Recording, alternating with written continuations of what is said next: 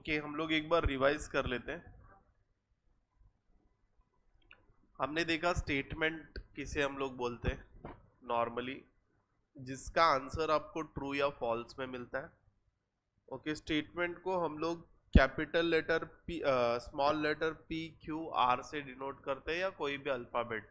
ठीक है, then statement का ट्रूथ वैल्यू ट्रू या फॉल्स आता है। फिर हमने देखा ओपन सेंटेंस भी होता है जिसका ट्रूथ वैल्यू हमें नहीं मिलता। फिर हमने देखा लॉजिकल कनेक्टिव्स क्या होते हैं। तो लॉजिकल कनेक्टिव्स में हमने लॉजिकल कनेक्टिव्स मतलब जैसे दो स्टेटमेंट को कनेक्ट करने वाला वर्ड।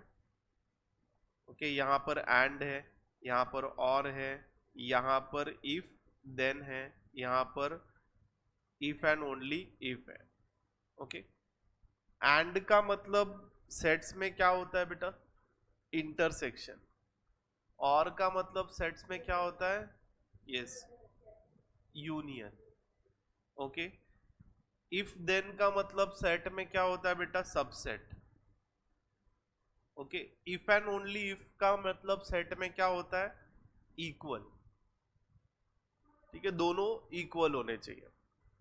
फिर हमने देखा कंपाउंड स्टेटमेंट। कंपाउंड स्टेटमेंट में हम लोग एंड को ये सिंबल से उल्टे वी से डिनोट करते हैं और उसे हम कंजंक्शन बोलते हैं। और को हम लोग डिस्जंक्शन बोलते हैं। नॉट को हम सिमिलर वाले साइन से प्रेजेंट करते हैं। ठीक है, नेगेशन। इफ देन को हम किससे प्रेजेंट करते हैं, इम्प्लाइज रीड करते हैं बेटा, या तो कंडीशनल स्टेटमेंट है, एक एरो से रिप्रेजेंट करते हैं। इफ एंड ओनली इफ को हम किससे प्रेजेंट करते हैं, डबल इम्प्लीकेशन से प्रेजेंट करते हैं। यहाँ पे डबल एरो वाले सिंबल से हम लोग इसको प्रेजेंट करते हैं। एक मिनट, मैं जूम देखता हूँ चालू हुआ क्या। हाँ सर, हो गया। Okay great. देन हम आगे बढ़े। एक्सप्रेस मतलब इसके ऊपर हमने कुछ एग्जाम्पल्स देखे। कंजंक्शन मतलब क्या होता है बेटा, एंड। ओके, इसका ट्रूथ टेबल क्या बोलता है, टी टी टी होता है। फिर उसके बाद डिसजंक्शन मतलब क्या है, एफ एफ एफ, गुड बेटा। फिर नेगेशन मतलब ट्रू रहेगा तो फॉल्स करना होता है हमें। कंडीशनल स्टेटमेंट हमने देखा, कंडीशनल स्टेटमेंट में टी एफ एफ होता है। देन हमने क्या देखा, बाई कंडीशनल में अगर साइंस डिफरेंट रहेंगी तो फॉल्स है, other than true. By conditional में अगर साइन डिफरेंट रहेंगी तो फॉल्स है, अदर देन इट ट्रू होती है वैल्यूज। ये देखा हमने। देन बाई कंडीशनल में ना, ये एक इंपॉर्टेंट पॉइंट देखा हमने, पी डबल इंप्लाइज क्यू का मतलब क्या होता है। पी इंप्लाइज क्यू होता है एंड क्यू इंप्लाइज पी होता है। पी इंप्लाइज क्यू होता है एंड क्यू इंप्लाइज पी होता है। ठीक है, ये भी हमने देखा। फिर हम आगे बढ़े। फिर हमने क्या देखा कि किसी भी स्टेटमेंट को कैसे सिंबॉलिकली लिखते हैं और उसका ट्रूथ वैल्यू कैसे फाइंड आउट करते हैं। ठीक है, किसी भी स्टेटमेंट का।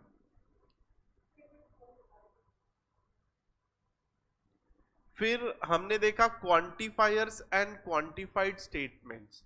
क्वांटिफायर्स मतलब जैसे कि यहां पर दिया है, उल्टा ए मैं इसको रीड कर रहा हूं, इसको जनरली बोलते हैं फॉर ऑल एक्स, मतलब for all values of x, जितने भी सेट में एक्स है उनके लिए वो बात कर रहे हैं। ठीक है, उसको हम यूनिवर्सल क्वांटिफायर बोलते हैं। और उल्टे ई को हम एग्जिस्टेंशियल क्वांटिफायर बोलते हैं। और इसको रीड कैसे करते हैं, देयर एग्जिस्ट। ओके, यहाँ पे फॉर ऑल का ऑपोजिट मतलब फॉर ऑल का नेगेशन क्या होगा, देयर एग्जिस्ट। देयर एग्जिस्ट का नेगेशन क्या होगा, फॉर ऑल। ये हमने देखा, उसके ऊपर स्टेटमेंट्स हमने देखे। देन हम आगे बढ़े, स्टेटमेंट पैटर्न्स देखा हमने। ओके, स्टेटमेंट पैटर्न्स में लॉजिकल इक्विवेलेंस क्या होता है ये देखा। लॉजिकल इक्विवेलेंस क्या होता है? जब LHS इक्वल्स टू RHS होता है तो हम उस स्टेटमेंट को क्या बोलते हैं? The statements are logically equivalence. फिर इसके बाद हमने क्या देखा? टोटोलॉजी देखा। जब सारे लास्ट कॉलम के सारे वैल्यू ट्रू होते तो उसको टोटोलॉजी बोलते हैं। कॉन्ट्राडिक्शन देखा, जब सारे फॉल्स होंगे तो उसको हम कॉन्ट्राडिक्शन बोलते हैं। कंटेंजेंसी, जब ट्रू या फॉल्स रहेंगे तो उसे हम कंटेंजेंसी जनरली बोलते हैं। ठीक है। फिर हम यहां पर हमने इंपॉर्टेंट पॉइंट क्या देखा था कि अगर आपको रोज बनाने होंगे तो कैसे बनाओगे? नंबर ऑफ स्टेटमेंट्स काउंट करोगे, 1 2 3। अगर 3 स्टेटमेंट है तो 2⁻³ होगा, 8 आ जाएगा, मतलब 8 रोज बनेंगे आपके। करेक्ट। फिर उसके बाद अगर नंबर ऑफ कॉलम्स बनाने होंगे तो नंबर ऑफ कॉलम्स बनाने के लिए हमें क्या करना पड़ेगा? नंबर ऑफ स्टेटमेंट्स देखने पड़ेंगे और नंबर ऑफ लॉजिकल कनेक्टिव्स देखने पड़ेंगे। उन दोनों को ऐड करना पड़ेगा, यू विल गेट कॉलम्स। ठीक है। वहां पर अगर कोई साइन रिपीट हो रहा है या कोई ब्रैकेट रिपीट हो रहा है तो उसको वन टाइम ही काउंट करते हैं हम, ये हमें बात याद रहनी चाहिए। फिर हमने क्या देखा आगे? टोटोलॉजी हो गया। ये होने के बाद कॉन्ट्राडिक्शन, कंटेंजेंसी, इसके ऊपर एग्जाम्पल दिया था उन्होंने। हम आगे बढ़े होमवर्क 6 से आगे, ड्यूअलिटी। अच्छा, ड्यूअलिटी में क्या करते हैं बेटा? अपन एंड को और लिख देते हैं, और को एंड लिख देते हैं। नेगेशन का ड्यूअलिटी नहीं होता बेटा। मतलब जैसे कि यहां पर देख, यहां पर हम स्टेटमेंट्स में कैसे कर सकते हैं? Dual of a statement is unique, the symbol negation is not changed while finding the duals of dual is the original statement itself, the connective and or the special statement T and C are duals of each other, T is changed to F and vice versa। Okay, ये हमने देखा।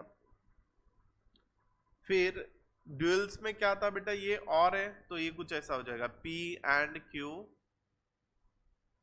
और है ना, तो ये and are हो जाएगा, तो ये इसका ड्यूल है।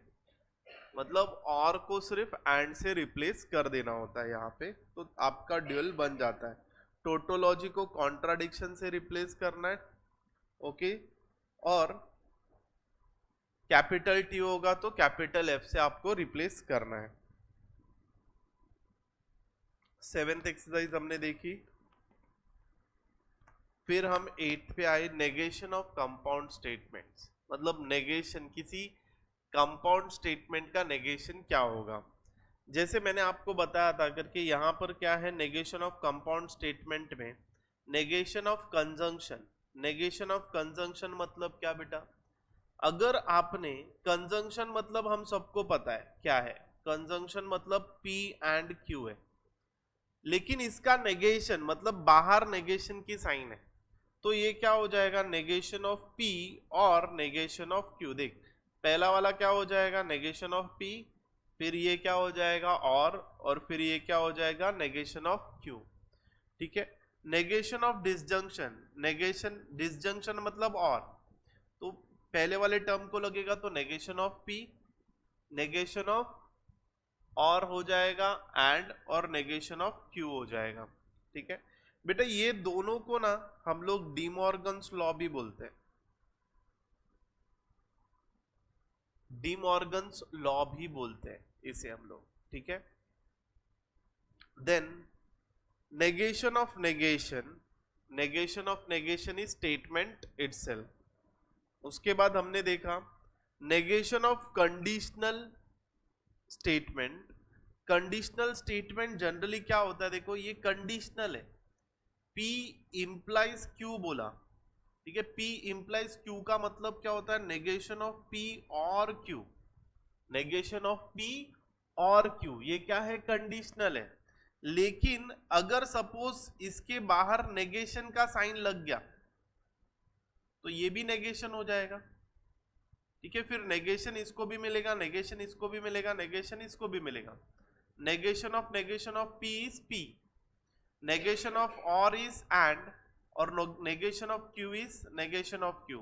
मतलब अगर तू नेगेशन ऑफ कंडीशनल स्टेटमेंट और इम्प्लीकेशन की बात करता है तो क्या होगा, P and negation of Q होगा। क्या होगा, P and negation of Q होगा। ये याद रखना बहुत ज्यादा जरूरी है। पहला वाला क्या था, सिर्फ P इंप्लाइज Q रहेगा तो नेगेशन ऑफ P और Q, ठीक है। अगर negation of P implies Q होगा तो क्या होगा बेटा, negation of P and Q होगा। मैंने कैसे रीड किया था, negation of first statement and second statement as it is, negation of first statement and second statement as it is. ये अगर ऐसा याद रखोगे तो आपको सॉल्व करने में बेटर और ज्यादा हेल्प मिलेगा, ठीक है। फिर उसके बाद negation of by conditional statement, जैसे कि मैंने आपको डबल इंप्लीकेशन का प्रॉपर्टी पहले बताया था कि इंपॉर्टेंट है। P डबल इंप्लाइज Q मतलब क्या, या तो P implies Q and Q implies P, दोनों भी साथ में होना चाहिए। ओके, दोनों भी साथ में होना चाहिए, एक होगा तो चलेगा नहीं, दोनों भी साथ में होना चाहिए। देन इसका नेगेशन अगर करना है तो उसका फॉर्मूला क्या है, देख, P इंप्लाइज Q का नेगेशन अभी हमने पढ़ा, first statement and negation of second statement, and का नेगेशन क्या हो जाएगा, और हो जाएगा। और Q इंप्लाइज P मतलब first statement negation of second statement and negation of second statement. अगर इसी को बाहर नेगेशन लगा दिया तो कुछ ऐसे हम लोग सॉल्व कर सकते हैं। फिर हमने नेगेशन ऑफ क्वांटिफाइड स्टेटमेंट्स भी देखा, जैसे the word all is replaced by some, for every is replaced by there exist, ठीक है। इसके ऊपर हमने कुछ एग्जांपल्स देखे। अब हम लोग यहां पर थे, using the rule of negation right the negation of, right the converse, inverse and contrapositive of the following statement.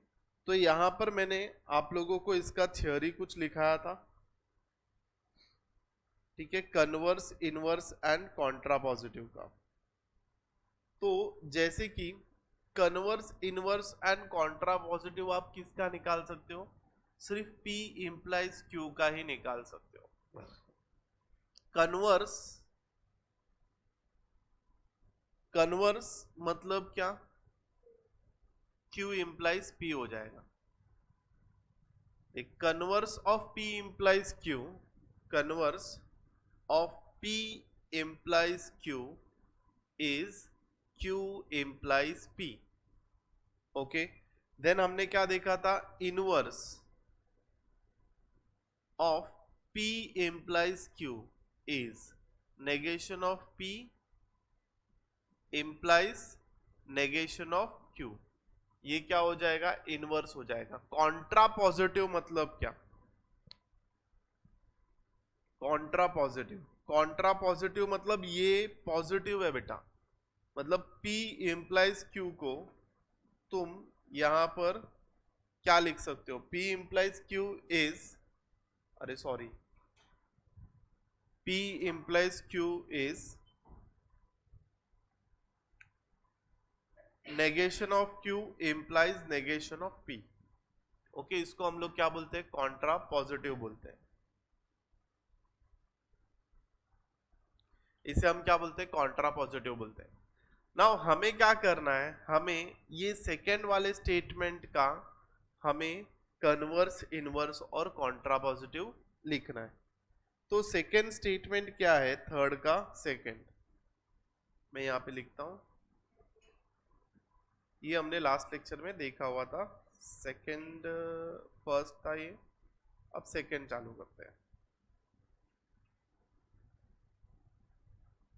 Third का सेकेंड, इफ ही स्टडीज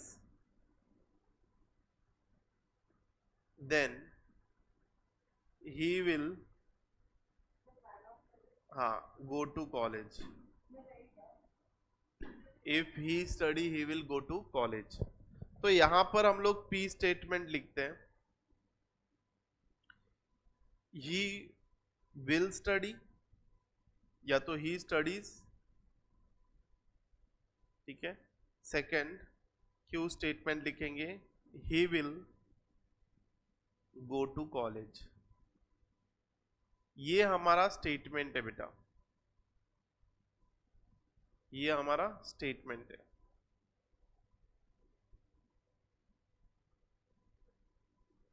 ठीक है, अब क्या करना है, इसका हम लोगों को कन्वर्स लिखना है। तो ये तो आपने कोई इंप्लीकेशन दिया है, तो converse of P implies Q is, हाँ, Q implies P होगा। ठीक है, तो यहां पर इसको कैसे लिखोगे, he will, if he will go to college, then he studies भी लिख सकते हो, he will studies भी लिख सकते हो। Okay, he studies, he will studies लिख देते हैं। ये हो गया कन्वर्स। देन इसके बाद इसका हमें सेकेंड स्टेटमेंट क्या निकालना है, इनवर्स। इट्स इनवर्स, हाँ चलेगा, चलेगा बेटा, he will study, he studies नहीं होगा, साउंड नहीं करेक्ट करा ना, तो कट, तो फिर इसको निकाल देंगे बेटा, मत लिखो ये, मेरा ग्रामर इतना अच्छा नहीं है। ठीक है, ओके, यहां से विल निकाल देना बेटा, इट्स इनवर्स। मेरा ग्रामर थोड़ा वीक है बेटा, तुम्हारा मुझसे ज्यादा स्ट्रांग है।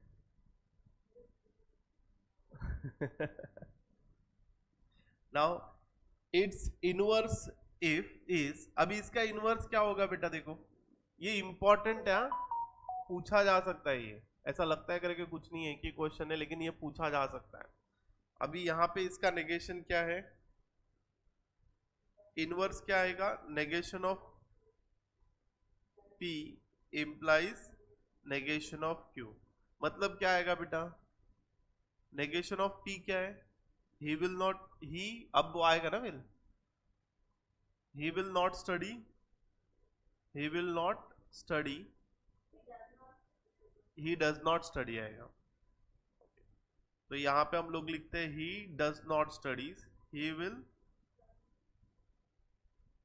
निकल जाएगा फिर, he does not studies study। Okay, फिर नेक्स्ट क्या लिखना है, then he will, if he does not studies, then he will क्या होगा, not go to college। दोनों भी नेगेशन हो गया बेटा। हाँ, देन नेक्स्ट क्या है, Contra positive.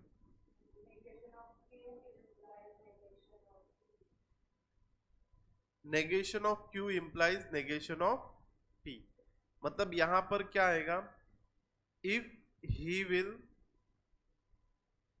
Not go to college, then he does not study. Correct, ये था स्टेटमेंट बेटा इसका, इनवर्स, कन्वर्स, इनवर्स और कॉन्ट्रा पॉजिटिव, कन्वर्स, इनवर्स और कॉन्ट्रा पॉजिटिव।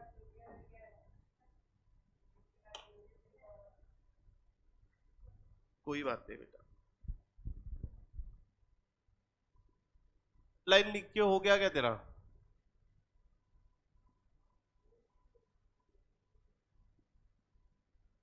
ओ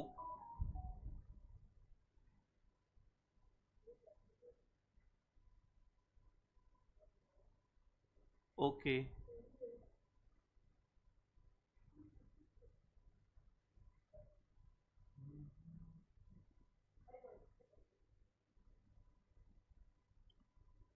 हृदय लिख के हो गया तेरा, रजत,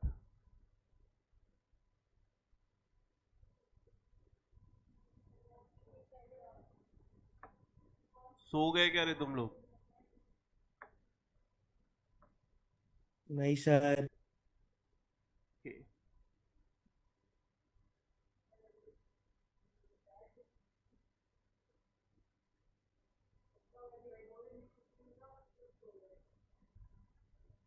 2 दिन छुट्टी मिल गई तुम लोगों को। अब हम लोग ना अलजेब्रा ऑफ स्टेटमेंट्स देखेंगे।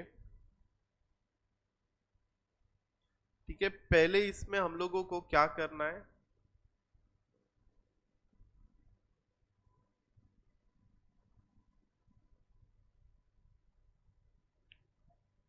यस ये हमें 9th एक्सरसाइज के लिए आना चाहिए, तो हम 9th एक्सरसाइज सॉल्व कर पाएंगे। ओके, नाउ देखो आइडेंपोटेंट लॉ मतलब क्या। ओके, हाँ, आइडेंपोटेंट लॉ मतलब क्या कि तुम्हारा इनपुट कुछ भी हो आउटपुट वही होगा, सेम होगा। जैसे यहाँ पे P और P, आंसर P होगा, P and P, answer P ही होगा। ठीक है, मतलब स्टेटमेंट आपका जो भी आउटपुट होगा वो कॉमन होगा। एक्चुअली यहाँ पे P और P फिर आएगा Q स्टेटमेंट के लिए भी बेटा सेम होगा, वो Q और Q, तुम्हारा आंसर Q होगा। P Q और P, Q एंड Q, तुम्हारा स्टेटमेंट Q ही होगा। हाँ, वेरिएबल दोनों भी सेम होगा, और जब वेरिएबल सेम होगा तो आपका आउटपुट भी सेम ही आएगा। यस, तो उसको हम क्या बोलते हैं, आइडेंपोटेंट लॉ। फिर उसके बाद आएगा एसोसिएटिव लॉज। एसोसिएटिव लॉज मतलब क्या होगा बेटा, यहाँ पे सारे साइन सेम होंगे, और ठीक है, तो एसोसिएटिव में तुम पहले किसी को भी ग्रुप कर सकते हो, फिर बाद में जो बचा हुआ है उसको ग्रुप कर लो, मतलब उसको ऐड कर लो, फर्क नहीं पड़ता, आउटपुट तुम्हारा सेम ही होगा। ठीक है, तो उसे हम क्या बोलते हैं, एसोसिएटिव लॉ बोलते हैं।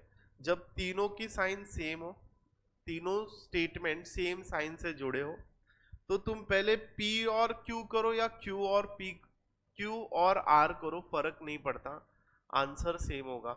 तो इसको हम क्या बोलते हैं, एसोसिएटिव लॉ बोलते हैं। Then distributive law. डिस्ट्रीब्यूटिव मतलब, यस, कम्यूटेटिव लॉ मतलब क्या, मतलब ऑर्डर मैटर नहीं करता, P और Q करो या Q और P करो, फर्क नहीं पड़ता, तुम चेंज कर सकते हो। अगर बीच में और या एंड की साइन है तो तुम चेंज कर सकते हो, P और Q भी लिख सकते हो, Q और P भी लिख सकते हो, दोनों सेम ही होगा बेटा। ये क्या हो जाता है, कम्यूटेटिव लॉ हो जाएगा। फिर होगा डिस्ट्रीब्यूटिव लॉ। डिस्ट्रीब्यूटिव लॉ मतलब क्या, मल्टीप्लीकेशन। ओके, जस्ट मैं इसको मल्टीप्लीकेशन से याद करता हूं, तो देखो ये क्या हो जाएगा, P और Q हो जाएगा, बीच में एंड का साइन होगा, P और R होगा ये। ठीक है, इसको हम क्या बोलेंगे, डिस्ट्रीब्यूटिव लॉ बोलेंगे। सिमिलरली डिस्ट्रीब्यूटिव लॉ यहां पर क्या होगा, P एंड Q होगा, बीच में और का साइन होगा, P एंड R होगा। ओके, तुम डिस्ट्रीब्यूटिव प्रॉपर्टी से रिवर्स भी कर सकते हो। हाँ, जैसे देखो इधर P एंड 2 बार है ना, तो तुम P एंड को कॉमन बाहर निकाल सकते हो, अंदर क्या बच जाएगा, Q और R बच जाएगा। ठीक है, एक बार फिर से देखो, ये इंपॉर्टेंट है, बाद में फिर कंफ्यूज हो जाओगे तुम लोग स्टेप्स करते हुए। देखो मैं क्या बोला कि P एंड है ना, तो तुम P एंड को बाहर ले सकते हो, अंदर क्या बच जाएगा, Q और R। ठीक है, सेम स्टेटमेंट हो जाएगा यहाँ पे। सिमिलरली इधर भी आप सेम स्टेप परफॉर्म कर सकते हो, P और है, P और को आप बाहर ले सकते हो। इसको हम क्या बोलते हैं, डिस्ट्रीब्यूटिव लॉ, डिस्ट्रीब्यूट करना। देन नेक्स्ट है आइडेंटिटी लॉ। आइडेंटिटी मतलब क्या, अगर सपोज P और C है तो आंसर क्या आएगा, P आएगा। P और C है तो आंसर क्या आएगा, P आएगा। क्यों आएगा, किसी को पता है, मतलब आप लोगों ने ट्रुथ टेबल याद किया है, याद है, तो उधर हमें क्या था, ये स्टेटमेंट फॉल्स कब होगा बेटा, और वाला, जब दोनों भी FF होगा। तो यहां पर क्या है, C मतलब क्या, F है बेटा, P और F है, तो अब ये स्टेटमेंट किसके ऊपर डिपेंड करेगा? P और F है, ठीक है। ये स्टेटमेंट अब किसके ऊपर डिपेंड करेगा? P के ऊपर डिपेंड करेगा। क्या आंसर क्या होगा?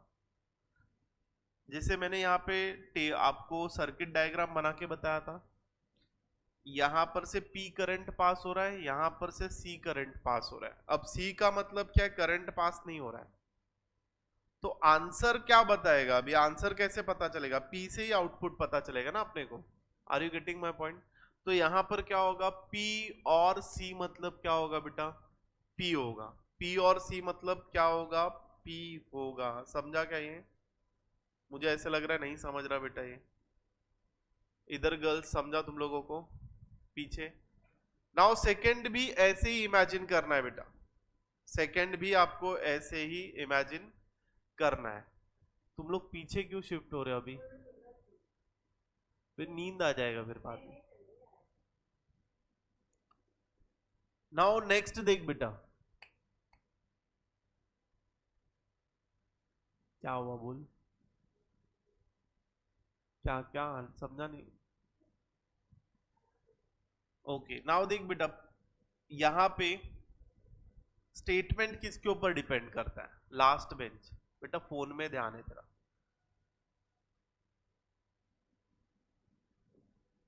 यहां पर अब देख, P दो स्टेटमेंट है बेटा। यहां पर P वाला कर वैल्यू है और यहां पर T वैल्यू है। तो ये बल्ब जलेगा कि नहीं जलेगा? जलेगा ना। एक स्विच ऑन है, इससे मतलब है क्या अपने को? नहीं। तो यहां पर क्या आएगा देख, P और T रहेगा तो आंसर क्या आएगा? T आएगा।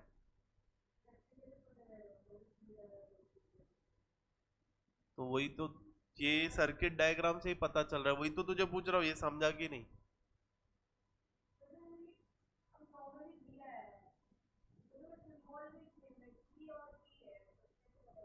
वही तो मैं तुझे बता रहा हूँ।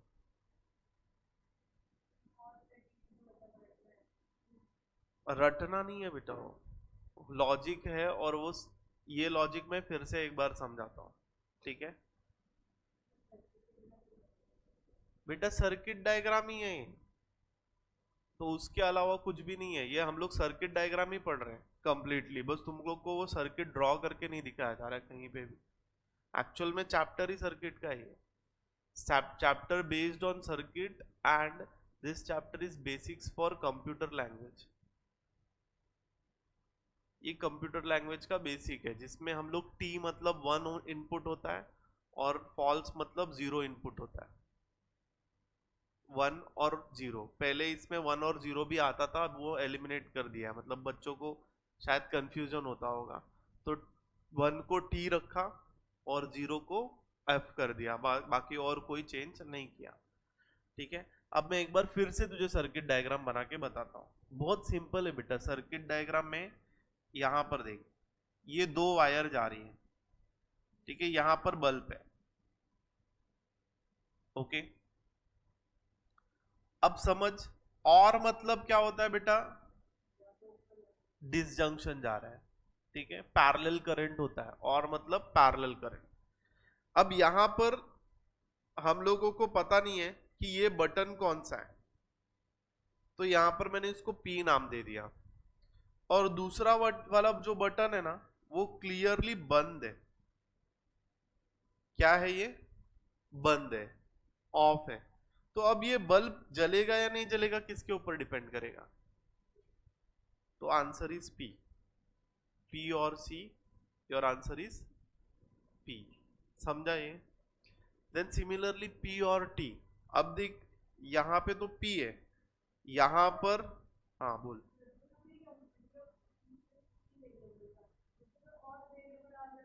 तो फिर वो सिचुएशन होगी, फिर वो देखेंगे क्या होगा, वो सम सॉल्व करते हुए देखेंगे। हाँ ये बस तुझे ये सीखना है, अगर इसको सॉल्व करना है तो। यहां पर होगा सपोज F। F मतलब क्या बेटा? वही कॉन्ट्राडिक्शन ही था, तो भी आंसर क्या आएगा? P ही आएगा। अगर यहां पर टी होगा तो आंसर क्या आएगा? तेरा मेन मोटो क्या है? बल्ब जलना चाहिए।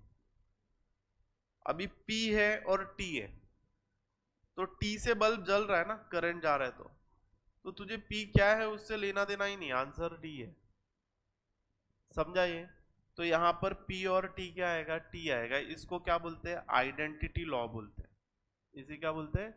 इससे आइडेंटिटी रिलीज हो, इससे उस स्टेटमेंट की आइडेंटिटी पता चल रही है कि वो ट्रू जा रहा है या फॉल्स जा रहा है, या किसके ऊपर डिपेंड कर रहा है। जैसे कि देख, अभी ये पी एंड सी, एंड का मतलब क्या होता है पता है? सीरीज करंट होता है। एंड का मतलब क्या होता है? सीरीज, मतलब एक लाइन में करंट होता है। ठीक है, यहां पर एक सर्किट है, यहां पर एक सर्किट है, और ये बल्ब है। अब यहां पर बोल रहा है कि पहले पी है और दूसरा बटन बंद है, तो करंट पास होगा क्या अगर इधर ही बटन बंद कर दिया? तो तुम्हारा बल्ब जलेगा नहीं, तो आंसर क्या आएगा? सी आएगा। पी एंड सी, और आंसर इज सी। देन उसके बाद पी एंड टी, मतलब वो बोल रहा है करके ये बल्ब का नाम पी है, मतलब ये स्विच का नाम, यहां पर टी है, ये करंट जलेगा क्या? बल्ब जलेगा क्या यहाँ पे? आंसर दे बेटा, जलेगा बल्ब? तुम लोगों को किसी को समझ ही नहीं रहा है।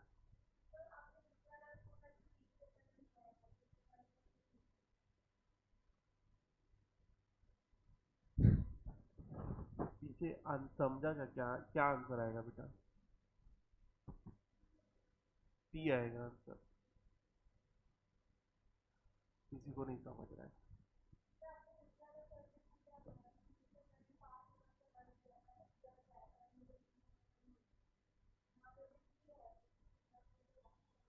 बेटा वो पैरेलल था ना,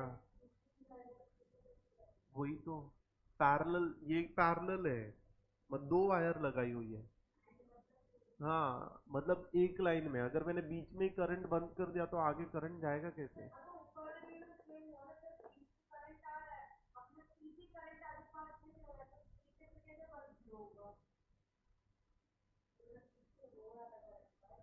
ये यहाँ पे तुमको लग रहा है करके पीछे करंट पास हो रहा है, यहाँ पे लग रहा है पीछे करंट पास हो रहा है, ऊपर लग रहा है पीछे करंट पास हो रहा है, तो फिर आंसर क्यों बंद है? मतलब कॉन्ट्राडिक्शन है ना, बल्ब तो नहीं चल रहा है। हाँ, क्योंकि एक तो एक जगह से करंट पास ही नहीं हो रहा ना बेटा।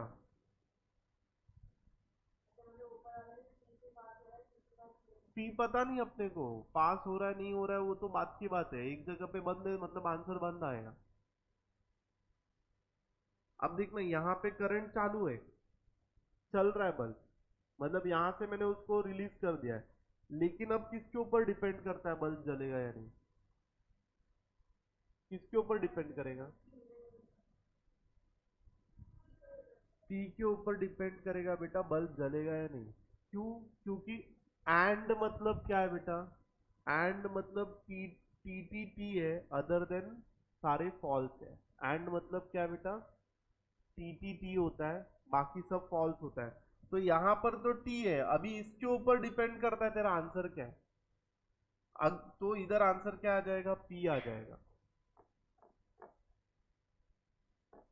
मुझे ऐसा लग रहा है तुम लोगों को समझ नहीं रहा। ठीक है, ये कंसेप्ट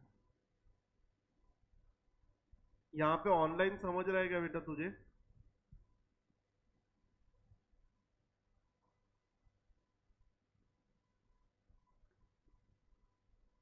तुम लोग को ट्रुथ टेबल याद है बरोबर?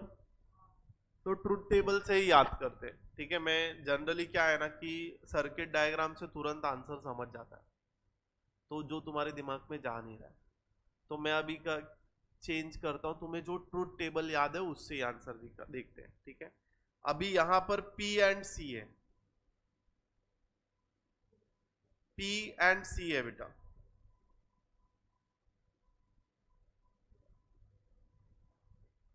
पी एंड सी है, तो आपका स्टेटमेंट क्या होगा?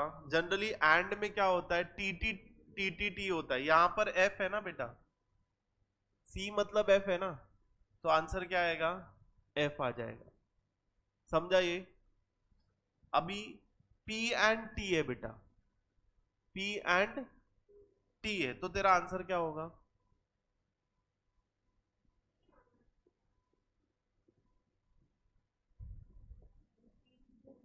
पी कुछ भी हो सकता है ना बेटा।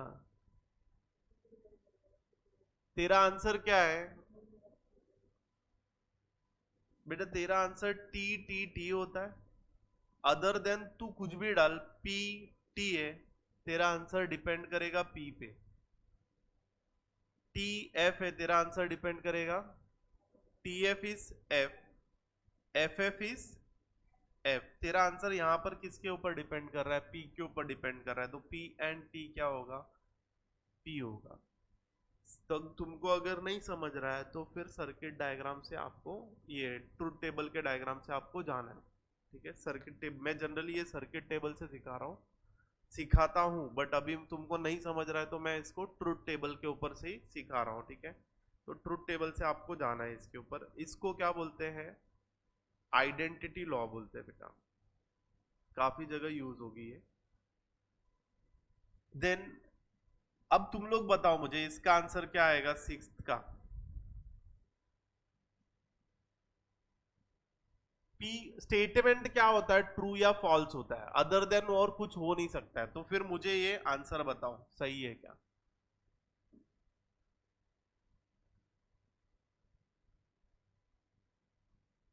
स्टेटमेंट क्या होता है बेटा? ट्रू या फॉल्स होता है। ठीक है, तो आंसर क्या होगा?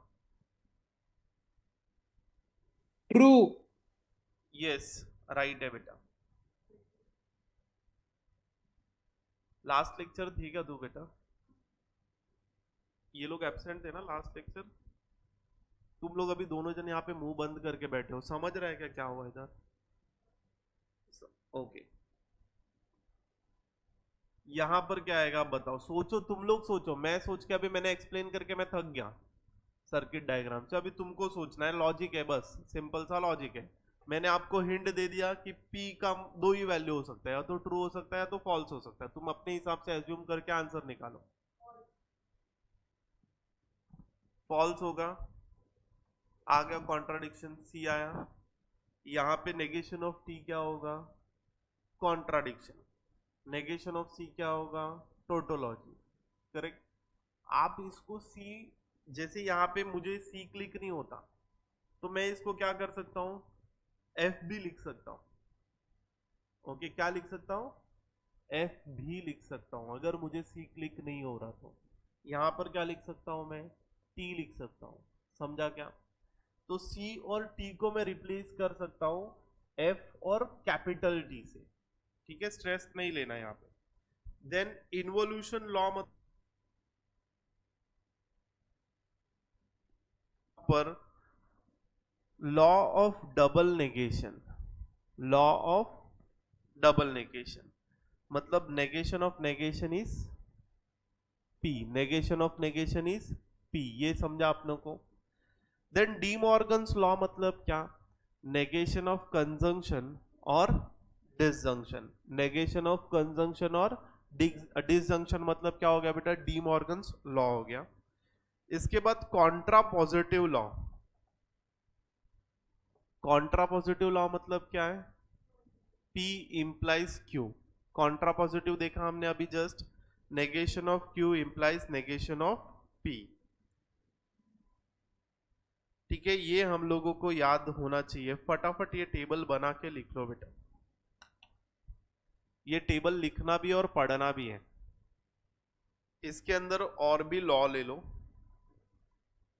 कंडीशनल लॉ भी ले लो बेटा, यहां पे ऐड ऑन कर देना कंडीशनल लॉ। कंडीशनल लॉ क्या होगा? P implies Q, negation of P और Q होता है। P डबल इंप्लाइज Q मतलब क्या होता है? P implies Q and Q implies P होगा। ठीक है, ये दोनों भी 10th पॉइंटर करके इसको लिख लेना। रीड करना है बेटा, इसको बाहर करना है हमें। देखो आइडेंपोटेंट लॉ मतलब क्या, इनपुट जनरली इसका मैथमेटिकल मीनिंग होता है इनपुट कुछ भी हो आउटपुट सेम ही आता है, बट यहाँ पर क्या है दोनों भी स्टेटमेंट सेम होंगे तो आपका आउटपुट सेम होगा बेटा। देन एसोसिएटिव लॉ मतलब क्या, यहाँ पे तीनों भी सिंबल्स मतलब जो अंदर लॉजिकल कनेक्टिविटी होगी वो तीनों भी सेम होगी, तो उसमें तुम अपने हिसाब से एडजस्ट कर सकते हो। कैसे, या तो सेकंड दो स्टेटमेंट्स को आप ले सकते हो, कंसिडर कर सकते हो, या तो फर्स्ट दो स्टेटमेंट को कंसिडर करने के बाद थर्ड स्टेटमेंट को कंसिडर कर सकते हो, या फिर आप किसी को भी मतलब जनरली आप उसको ओपन रख सकते हो। कम्यूटेटिव लॉ मतलब क्या है, P और Q को तुम Q और P लिख सकते हो, कम्यूट कर सकता है वो। ओके, यहाँ पर ऑर्डर मैटर नहीं करता कि किस तरह से आ रहा है वो, जैसे पहले P आ रहा है या Q आ रहा है, या पहले Q आ रहा है या P आ रहा है, तुम लिख सकते हो। P एंड Q को आप Q एंड P लिख सकते हो। ये सब सम्स को सॉल्व करते हुए यूज होगा, तो हमें याद भी रहना चाहिए। डिस्ट्रीब्यूटिव लॉ, डिस्ट्रीब्यूट करना सिंपल है। आइडेंटिटी लॉ एक्चुअल में सिंपल है, तुम इनपुट क्या पुट कर रहे हो उसके अकॉर्डिंग आपका आउटपुट आएगा, उसको आइडेंटिटी बोलते हैं, ठीक है। Then complement law, complement law मतलब P और नेगेशन ऑफ P, आपको यहाँ पे ट्रुथ वैल्यूज निकल के आएंगी। Okay, P and negation of P you will get truth value. अगर अगर दोनों में एक भी ट्रू है तो आंसर ट्रू आएगा, और में अगर दोनों में एक भी फॉल्स है तो आंसर फॉल्स आएगा स्टेटमेंट में। Then negation of T is C, negation of C is T। Involution law और लॉ ऑफ डबल नेगेशन, तुम इन्वोल्यूशन लॉ से याद रखना, या तो law of double negation, okay, या तो लॉ ऑफ नेगेशन करके याद रख सकते हो। ये हो जाएगा negation of P, you will gate P answer में। फिर उसके बाद डी मॉर्गन्स लॉ है, जहां जिसको हम जनरली क्या बोलते हैं, नेगेशन ऑफ और negation of and. Then contrapositive law, जैसे P इंप्लाइज Q को negation of Q implies negation of P लिखते हैं बेटा। फिर उसके बाद conditional law, P implies Q is equals to negation of P or negation of Q, P double implies Q equals to P implies Q and Q implies P।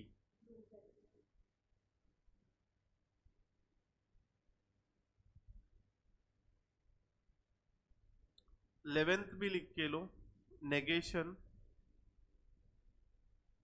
Of conditional law, negation of conditional law.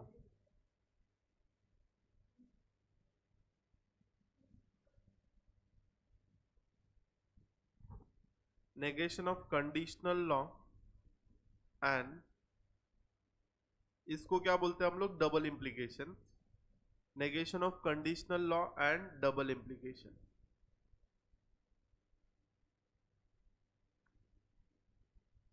तो conditional law का negation क्या होता है, negation of P implies Q क्या होता है, मैंने बोला था आपको बाहर करने के लिए। Negation of P implies Q क्या होगा,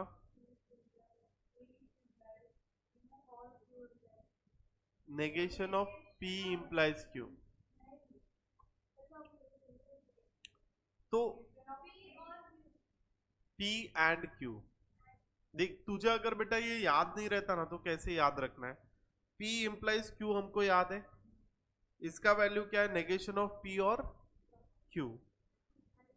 तो इसको हम क्या लिख सकते हैं, नेगेशन ऑफ P और Q। तो ये क्या हो जाएगा, नेगेशन अंदर चला जाएगा तो हो जाएगा P and negation of Q हो जाएगा ये। ओके, आप ऐसे भी याद रख सकते हो। अब हाँ यस, ये करके याद रखोगे first digit and negation of second digit, तो second statement. Then negation of P double implies Q क्या होगा? तो इसको नेगेशन लगेगा ना, तो negation of P implies Q हो जाएगा P and negation of Q, and का नेगेशन और हो जाएगा, Q इंप्लाइज P का नेगेशन हो जाएगा Q and negation of P। ये आपका इंपॉर्टेंट है, ये दोनों भी बहुत जगह यूज होगा। ये हम ऑलरेडी पढ़ चुके हैं, इसलिए यहां पर दिया नहीं है वो लोग ने, पीछे हमने ये सब देख लिया है। ओके डन, लिख कर हो गया ये। बेटा पढ़कर हुआ क्या ये? पढ़ो फटाफट। सम सॉल्व करूंगा ना तो सिर्फ मैं सॉल्व करूंगा, तुम लोगों को कुछ भी नहीं आएगा। कुछ भी मतलब कुछ समझेगा ही नहीं कि ये सर किधर से भी कुछ भी ला रहे हैं, ऐसा हो जाएगा। तो फिर वो वही हो जाएगा, मतलब मैं खुद के लिए सॉल्व करके जा रहा हूँ। जो बोल रहा हूँ वो करो, फटाफट पढ़ के दो मुझे। मैंने लास्ट टू लास्ट लेक्चर में क्या बोला था? 1.6 इज कैन बी सॉल्व, जो 1.6 है ना, उस मेथड से हम लोग 1.9 को सॉल्व कर सकते हैं। देखना, ट्रूथ टेबल से सॉल्व कर सकते हैं इसको, equi without using truth table. ऐसा एग्जाम में नहीं आएगा, तुमको दिया रहेगा शो दैट दिस। हाँ, तो तभी ट्रूथ टेबल से ही सॉल्व करना है उसको। हाँ यस बेटा, राइट। तो उससे हम लोग सॉल्व करते हैं जनरली ये सम्स। अभी हम लोग सॉल्व करना चालू करते हैं।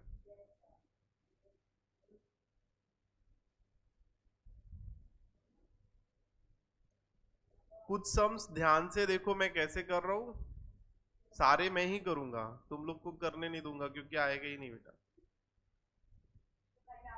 हाँ बस आपको देख के लिखना है, फिर लिखना चालू मत कर देना प्लीज, क्योंकि इधर उधर कुछ हो गया तो आपको कट करना पड़ेगा।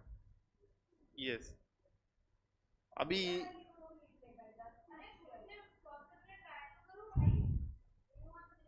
ध्यान दे। अभी यहाँ नहीं बेटा, ध्यान इधर देना प्लीज, लिखेगा कोई भी कुछ भी नहीं लिखेगा। ओके, बहुत एक तो ऑलरेडी डिफिकल्ट होगा, फिर बाद में समझेगा नहीं।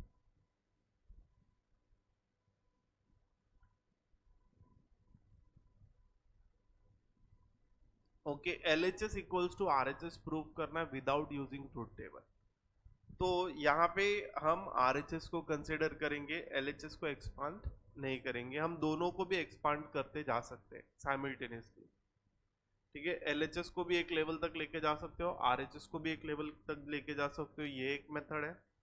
दूसरा मेथड क्या है? सिर्फ LHS या RHS में से किसी को एक को सिलेक्ट करके उसको LHS बना दो या तो RHS बना दो, ऐसे हम लोग जा सकते हैं। यहाँ पे एक्सपांशन RHS का इजी है बेटा, ठीक है। तो सोचना कैसे है, यहाँ पर लास्ट बेंच बोर्ड पे देखने बोला, ठीक है। सोचना कैसे? P डबल इंप्लाइज मतलब क्या? P डबल इंप्लाइज Q मतलब क्या? P implies Q and Q implies P, ऐसा होता है। फिर हमें पता है करके इसके पहले वाला मेथड भी क्या हो सकता है, जैसे P इंप्लाइज Q को हम क्या लिख सकते हैं? नेगेशन ऑफ P एंड या और Q and negation of Q और P। ये इसके दो प्रीवियस स्टेप हम लोगों को पता है, मतलब ऐसा कुछ आ गया ना तो सम सॉल्व हो जाएगा। तो ये आया तो तू ये स्टेप लिख सकती है, ये आ गया तो तू ये स्टेप लिख सकती है बेटा, ठीक है। तो मैं अभी यहाँ पे RHS को कंसिडर करता हूं,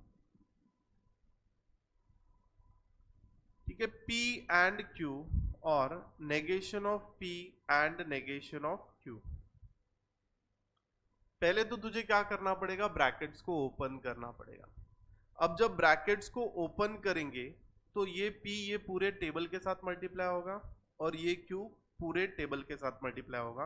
बीच में जो साइन रहेगी वो एंड की साइन रहेगी, ठीक है। तो मैं यहाँ पे लिख देता हूँ, ये होगा P और negation of P and negation of Q and Q or negation of P and negation of Q. अब ये मल्टीप्लिकेशन को क्या बोलते हैं हम लोग? जो अभी मैंने मल्टीप्लिकेट किया इसको क्या बोलते हैं? डिस्ट्रीब्यूशन. गुड. Distributive property. अगर प्रॉपर्टी नहीं भी याद रहा तो भी ठीक है बेटा, बट हम लिखेंगे हर प्रॉपर्टी को. अब यहां पर ये अंदर इंप्लाई होगा, फिर से डिस्ट्रीब्यूटिव प्रॉपर्टी लगेगी, और ये एक अलग पार्ट है और अब ये एक अलग पार्ट है. ठीक है, तो यहां पर देखेंगे P और negation of P, first bracket, बीच में एंड की साइन है, P और negation of Q, okay, second bracket, ये ऐसा हो जाएगा. क्लियर है ये?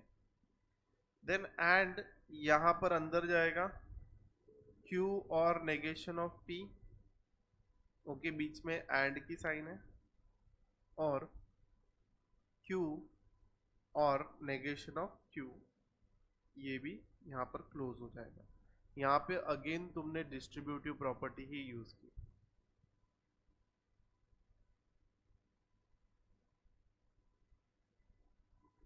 समझा बेटा इधर तक? अब देख, P और P है, P और नेगेशन ऑफ P है, तो इसको हम क्या बोलते हैं? T बोलते हैं. तो ये प्रॉपर्टी T मतलब बेटा टोटोलॉजी, तो यहां पर हम इसको स्मॉल t से डिनोट करते हैं. अगर नहीं याद रहा तो कैपिटल T से डिनोट कर सकते हो, कोई प्रॉब्लम नहीं है बेटा. ठीक है, फिर यहां पर एंड आ जाएगा बीच में, और ये होगा P और negation of Q as it is. कुछ नहीं कर सकते, कोई प्रॉपर्टी नहीं है, ऐसे ही लिखना होगा. एंड ये Q और नेगेशन ऑफ P कुछ नहीं कर सकते बेटा, इसको ऐसे ही लिखना होगा. यहाँ पर एंड हो जाएगा. ये क्या आएगा देख, ये अगेन क्या आएगा तुझे? T आएगा. हमने यहाँ पर कौन सी प्रॉपर्टी यूज की बेटा? इन्वोल्यूशन नहीं है, कॉम्प्लीमेंट प्रॉपर्टी यूज की.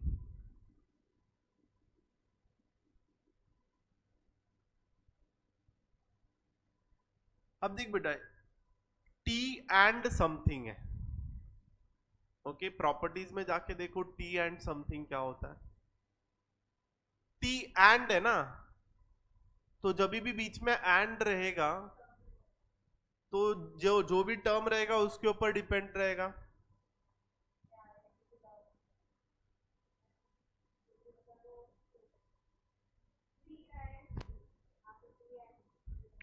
T एंड P और P एंड T दोनों भी सेम ही है ना.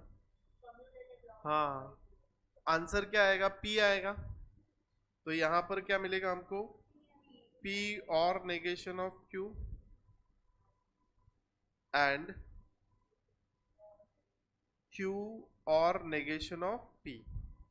ओके, दो टर्म मिले. कौन सी प्रॉपर्टी यूज की हमने?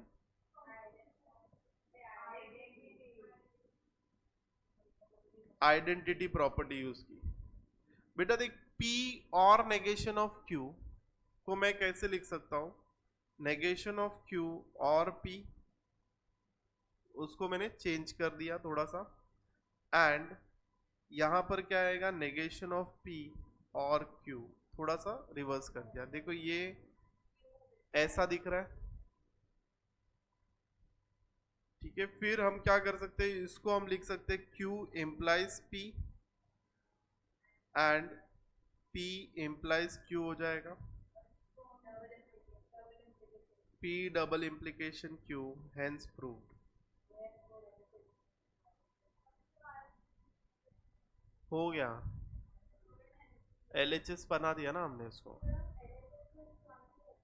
कर सकते हैं ना एक्सपांड, बट नहीं, वो डिफिकल्ट हो जाएगा, उसको एक्सपांड करना डिफिकल्ट हो जाएगा. बेटा लिखना चालू करो. समझा क्या तुम लोगों को थोड़ा बहुत? Second sum, P and negation of P or Q or negation of Q is equals to P. मतलब ये पूरा स्टेटमेंट इक्वल टू पी है, अभी पी से तो तुम एक्सपांड नहीं कर सकते, तो यहाँ पे हम लोग क्यू से एक्सपांशन चालू करते हैं। तो यहाँ पर पी एंड, देख बीच में सबका सेम साइन है बेटा, मतलब यहाँ पे एसोसिएटिव लॉ यूज कर सकते हैं, कोई भी दो टर्म को हम लोग ग्रुप कर सकते हैं। यस वेरी गुड बेटा।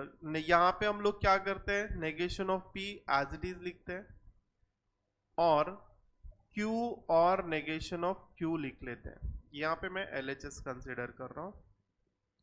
कौन सा लॉ यूज किया हमने,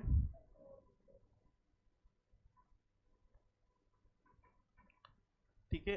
अब देख क्यू और नेगेशन ऑफ क्यू क्या आएगा, इसको हम क्या बोलते हैं, टी टोटोलॉजी। ये इस लॉ का नाम क्या है, कॉम्प्लीमेंट, बराबर, उसका कॉम्प्लीमेंट आ रहा है यहाँ पे, कॉम्प्लीमेंट आएगा। जैसे क्यू का कॉम्प्लीमेंट या तो नेगेशन ऑफ क्यू का कॉम्प्लीमेंट। फिर इसके बाद P और नेगेशन ऑफ P और टोटोलॉजी, टोटोलॉजी है ना बेटा, तो आंसर क्या आएगा, T आएगा ना, तो P एंड T आ जाएगा इधर आंसर। इसको हम क्या बोलेंगे, ये लॉ जो यूज किया इसे क्या बोलेंगे हम लोग, आइडेंटिटी लॉ बोलेंगे।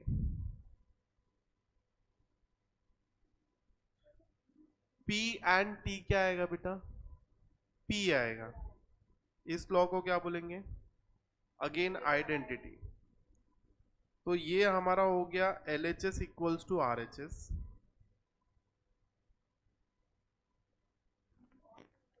Hence proved। Sir mike on करो, कुछ सुनाई नहीं दे रहा। यस यस, अभी तक मैंने लिखना चालू नहीं किया ना, इसलिए माइक, तुझे भी बातें सुननी है क्या हमारी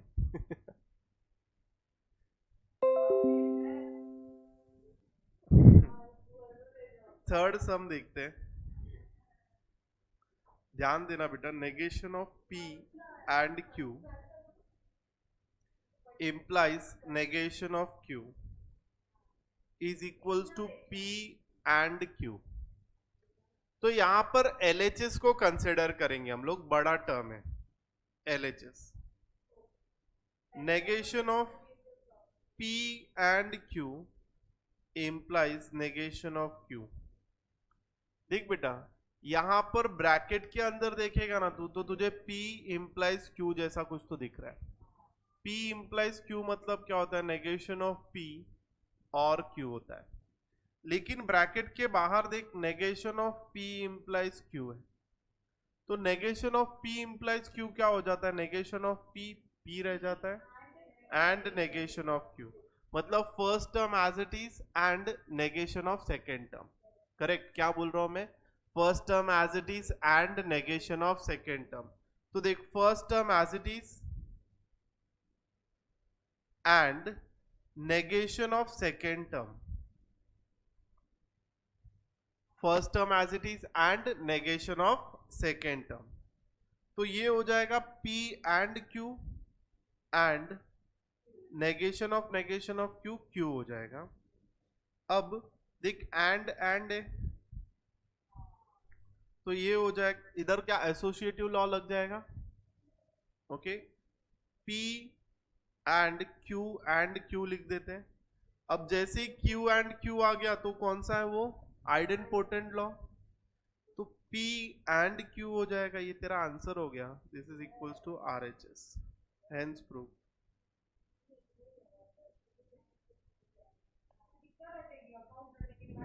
बेटा मैं नाउ नेक्स्ट सम देखते हैं,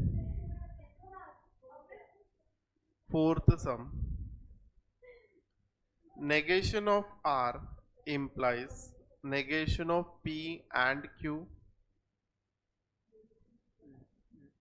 equivalence to negation of Q implies R implies negation of P। हाँ थोड़ा थोड़ा मतलब तू कर सकती है बेटा, अगर तुझे कंसेप्ट समझ गया ना तो दोनों साइड से सॉल्व करना स्टार्ट कर देख। हाँ, तो LHS इक्वल्स टू RHS कर सकते हैं हम लोग।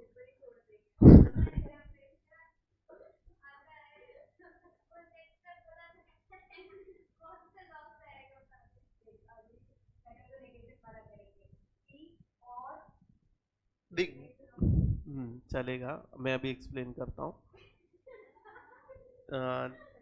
ये थोड़ा सा कॉम्प्लिकेटेड सम है बेटा, ऊपर के इजी थे, अगर देखना डिफिकल्ट आ रही थे, बट ऊपर वाले देखने जाएंगे तो इजी है, ये थोड़ा डिफिकल्ट है सोचने के लिए। अब सोचना कैसे है, यहाँ पे अगर हम देखें तो इसका सेकेंड लास्ट स्टेप क्या होगा, हमको दोनों का सेकेंड लास्ट स्टेप देखना पड़ेगा। सेकेंड लास्ट मतलब जहां तक जा सकते हैं। अभी ये इम्प्लीकेशन है ना बेटा, इम्प्लीकेशन मतलब क्या होता है, P इंप्लाइज Q मतलब क्या होता है, negation of P and Q। Okay, ये होता है। तो यहां पर ये क्या हो जाएगा, देख, negation of R and negation of P and Q, second statement as it is. ठीक है, इसको सॉल्व करेंगे तो क्या मिलेगा, R मिलेगा, R and negation of P and Q। अगर नेगेशन साइन को अंदर डाल दिया तो क्या होगा, R and negation of P और नेगेशन ऑफ Q, ऐसा कुछ मिलेगा। तो हाँ, यहां पर हम कर सकते हैं Q और R को कंबाइन करके। देख, Q और R को कंबाइन करेंगे, ये मिल रहा है वैल्यू, इसको सॉल्व कर रहे तो ये और है, एक्चुअल में वैल्यूज मिल रहा है। अभी सम्स मुझे दिख रहा है करके आगे सॉल्व हो रहा है इसमें। अब यहाँ पे ये LHS से ही सॉल्व कर दे क्या हम, इधर तक सबको समझा क्या? ठीक है, फिर LHS से ही आगे बढ़ता हूँ मैं। नहीं, मुझे बस वो बताना था करके वहां पे ऐसा कर सकते हैं हम। अब देखना, तुझे क्या चाहिए, Q इंप्लाइज R चाहिए। Q इंप्लाइज R मतलब क्या होगा, एक मिनट, यहां पर बाहर किसका साइन है, देख, negation of Q implies R चाहिए। तो negation of Q implies R क्या होगा, first statement as it is और नेगेशन ऑफ R एंड बेटा इसमें आता है P इंप्लाइज Q किया ना, तो negation of P and Q आता है। Negation of P implies Q किया ना, तो इसका नेगेशन क्या है, नेगेशन ऑफ P और नेगेशन ऑफ Q हो जाएगा। ठीक है, मतलब यहां पर क्या आना चाहिए LHS में, पहला स्टेटमेंट क्या है, Q है, तो Q और नेगेशन ऑफ R आ जाएगा। ठीक है, ये स्टेटमेंट हो जाएगा। अब देख, इंप्लाइज नेगेशन ऑफ P है, तो फिर से यहां पर इंप्लीकेशन लगेगा। अब इंप्लीकेशन में क्या होता है बेटा, फर्स्ट, नहीं, इंप्लीकेशन में राइट बोल रही है वो, negation of first and Q। तो negation of first and Q as it is, मतलब second term as it is. इसको सॉल्व करेंगे हम तो ये आ जाएगा negation of Q and R and negation of P। Same दिख रहा है क्या ये बेटा? यहां पर ना, लिसन, यहां पे और आएगा। ओके, ये साइन में लिसन केयरफुली, यहां पर और लेगा और यहां पर भी और रहेगा, इसकी वजह से आंसर डिफर हो रहा है। ये और रहेगा, ये एंड आ जाएगा। ठीक है, अब यहां पर चेंजेस हो जाएंगे फिर अकॉर्डिंगली।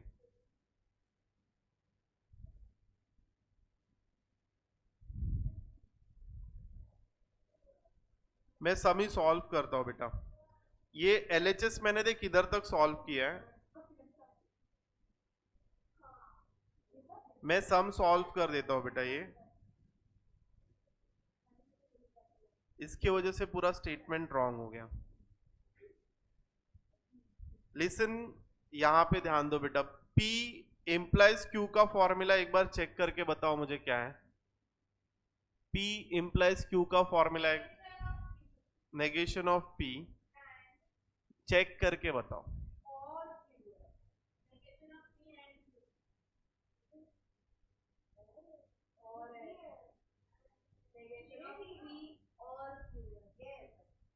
किधर लिखा है बेटा? चेक कर एक बार उसमें क्या दिया है।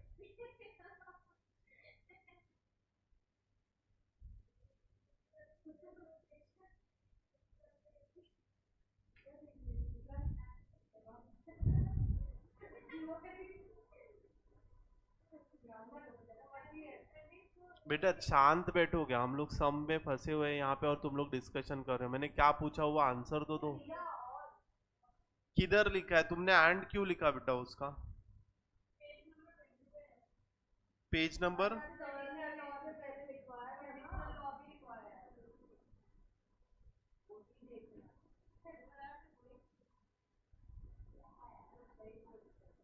हाँ तुम लोग सही बोल रहे हो। और है ना, वही मुझे लगा मैंने गलत लिखवा दिया बेटा, इसलिए मैं चेक करने बोल रहा हूँ। ठीक है, फिर यहां पर क्या होगा? P इंप्लाइज Q का फॉर्मूला क्या होगा? और Q, नेगेशन ऑफ P और Q। हम लोग क्या करते हो, दोनों साइड से सम को सॉल्व करना स्टार्ट करते हैं यहाँ पर, LHS से भी और RHS से भी, थोड़ा इजी हो जाएगा ये। अब यहाँ पर बीच में इम्प्लीकेशन की साइन है, ठीक है, तो फर्स्ट टर्म का नेगेशन, नेगेशन ऑफ R और negation of P and Q होगा। फिर नेगेशन ऑफ R क्या होगा? R और नेगेशन ऑफ P और नेगेशन ऑफ Q। ये 3 स्टेप में हम लोग इधर तक आ गए। ठीक है, अब RHS में भी सॉल्व करते हैं हम लोग। RHS में देखो क्या है, negation of Q implies R है, तो negation of P implies Q का फॉर्मूला क्या है चेक करो। P and negation of Q, P and negation, तो ये क्या हो जाएगा? Q and negation of R, ठीक है, implies negation of P। Again implication है, तो फर्स्ट स्टेटमेंट इधर वाला आएगा, ये वाला फर्स्ट स्टेटमेंट का नेगेशन और Q, ठीक है, तो फर्स्ट स्टेटमेंट का negation of Q and negation of R और नेगेशन ऑफ P। अब यहां पर ये अंदर जाएगा, ये R और नेगेशन ऑफ P और नेगेशन ऑफ Q को एज इट इज लेके आते हैं, ये हो जाएगा नेगेशन ऑफ Q, नेगेशन क्या हो जाएगा? और नेगेशन ऑफ एंड और हो जाएगा नेगेशन ऑफ R क्या हो जाएगा? R होगा और नेगेशन ऑफ P होगा। यहाँ पर LHS और RHS सेम हो गए, हेंस प्रूव्ड। लिख देना बेटा इसको।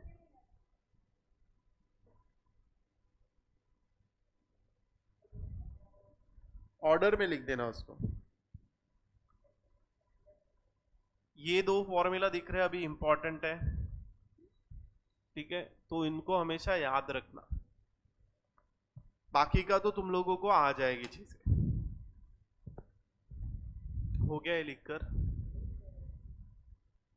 ठीक, अभी नेक्स्ट सम करते हैं हम लोग, 5th सम। P और Q implies R, P implies R and Q implies R। तुम पे डिपेंड करता है LHS से सॉल्व करना है या RHS से सॉल्व करना है। अभी यहां पर RHS से सॉल्व करेंगे ना तो एक्सपांशन बड़ा हो जाएगा, यहाँ पर LHS से जाते हैं, RHS से तू सॉल्व कर, कोई प्रॉब्लम नहीं। LHS नहीं आएगा बेटा आंसर, हाँ नहीं आज ही आएगा। P और Q इम्प्लाइज R लिखते हैं, क्लियरली सिंबल दिख रहा है। इम्प्लीकेशन मतलब P इम्प्लीकेशन Q मतलब क्या? नेगेशन ऑफ P और Q। एक बार बेटा फॉर्मूला चेक कर ले, नेगेशन ऑफ P और Q, ठीक है। इधर क्या होगा देख, negation of P first term का नेगेशन और सेकेंड टर्म, तो ये हो जाएगा negation of P and negation of Q और R हो जाएगा। अब ये क्या होगा, आर दोनों के साथ मल्टीप्लाई हो जाएगा, नेगेशन ऑफ पी और R and negation of Q और आर। बेटा नेगेशन ऑफ पी और आर मतलब क्या हो जाता है, पी इंप्लाइज क्यू हो जाएगा, तो पी इंप्लाइज आर होगा यहाँ पे, एंड ये देखिए नेगेशन, ये क्या हो जाएगा, क्यू इंप्लाइज आर हो जाएगा। बेटा हो गया आरएचएस प्रूफ, ठीक है, हेंस प्रूव्ड। क्वेश्चन नंबर 2 का first question, using the algebra of statement prove that, यहां पर होगा P एंड Q और R और negation of R and negation of Q and P equivalents to P। बेटा अभी ये सब आपको समझा है तो ये ट्राई करो, ट्राई करो फिर मैं सॉल्व करता हूं।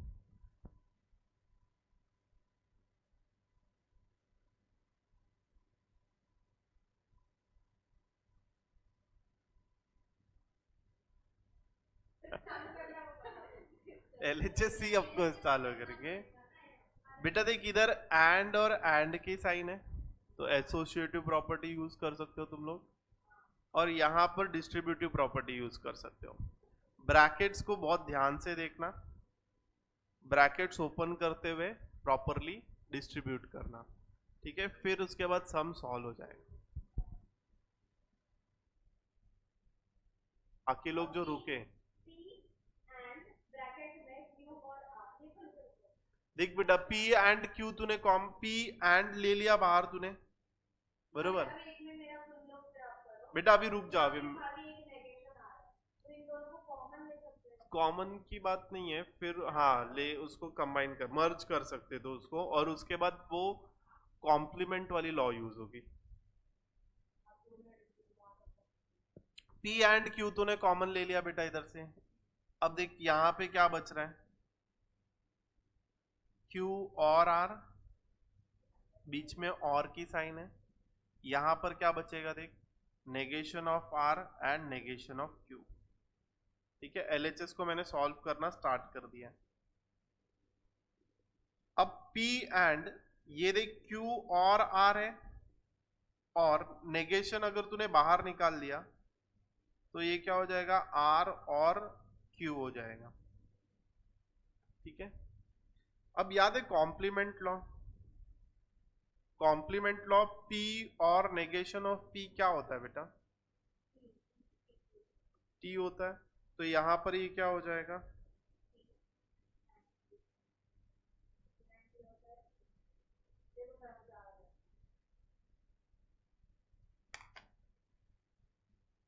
थोड़ा समझा।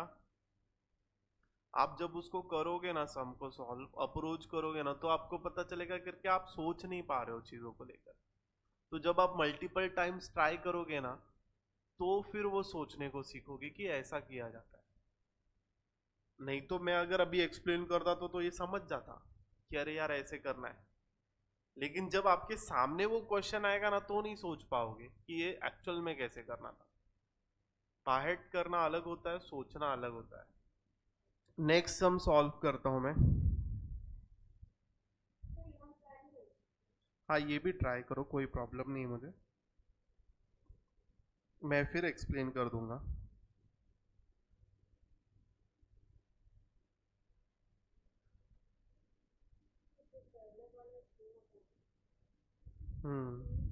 बेटा अब तू डिस्कस मत कर, बाकी लोगों को सोचने दे। तू कोई भी क्लब करके आंसर निकालेगी तो सेम ही आ सकता है, हाँ चलेगा। फर्स्ट और थर्ड कैसे क्लब हो रहा है बेटा, सेकंड देख, फर्स्ट और सेकंड क्लब हो सकता है, और सेकंड और थर्ड क्लब हो सकता है।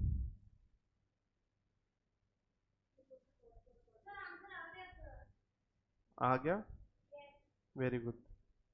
तुम पे डिपेंड करता है बेटा, क्लब करना कैसे होगा देख, नेगेशन ऑफ क्यू इधर भी है, नेगेशन ऑफ क्यू इधर भी है।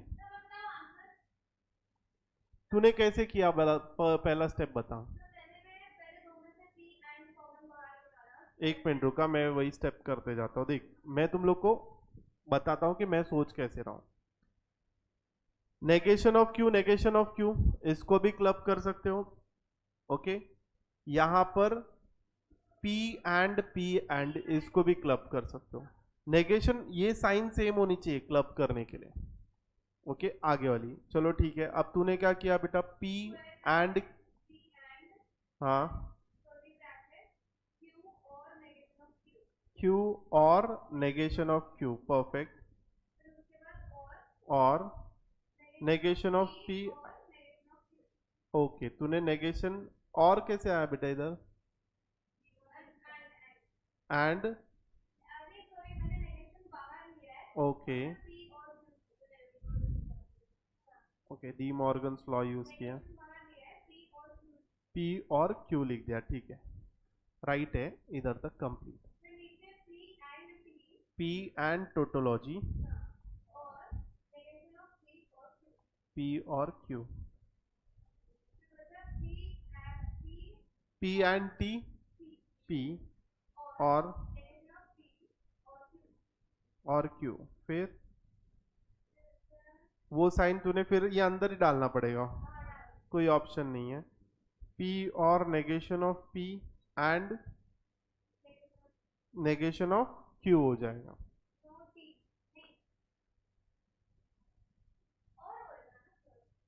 और है ना ये, तो ये एंड हो जाएगा।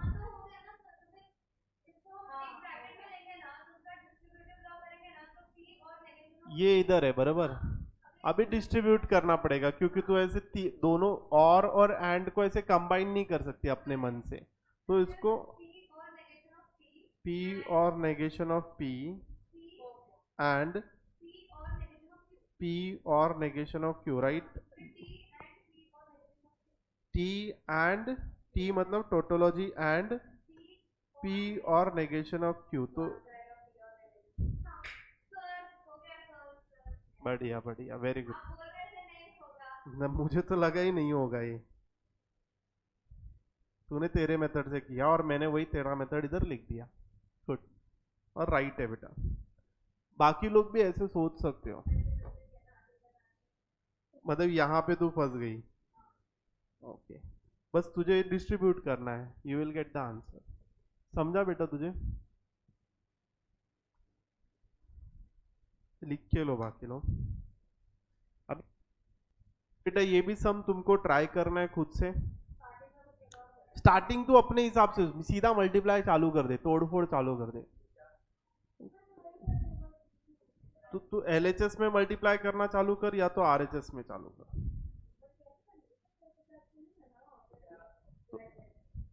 तो यहां पर अगर तू LHS से चालू करती है तो क्या करना है, एक मैं तेरे को एग्जांपल देता हूं। A प्लस B है इंटू A प्लस C है, तो कैसे मल्टीप्लाई करेंगे, A into whole bracket plus B into whole bracket. वैसे ही LHS से चालू करो बेटा। हाँ, RHS से भी कर सकते हो, LHS से चालू करो। तू RHS से ट्राई करना, LHS इजी है बेटा। ये वाला पैटर्न आपको फॉलो करना है मल्टीप्लिकेशन के लिए LHS को।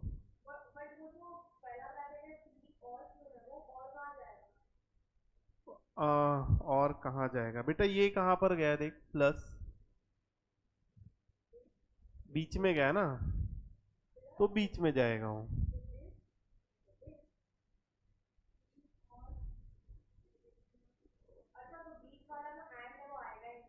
ये आएगा ना बेटा, देख देख देख, मैं इधर मल्टीप्लाई करके दिखाता हूँ।